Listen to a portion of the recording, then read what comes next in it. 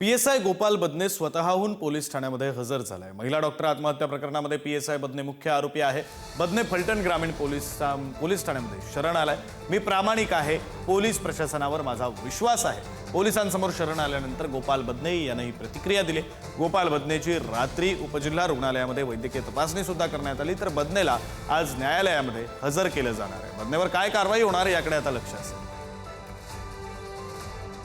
सामान्य माणसाला न्यायाची अपेक्षाच नाही, म्हणजे इतकी दहशत आणि पोलिसांची झालेली आहे।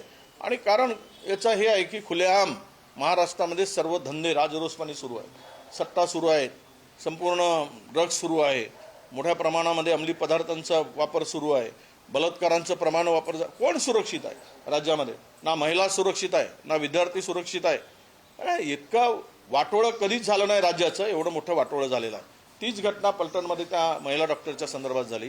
पोलीस इन्स्पेक्टर आपला सब इन्स्पेक्टर सापडू शकत नाही आणि त्याला शरण यावं लागतं। यामागे कोण कोण आहेत हे सर्व शोधलं पाहिजे।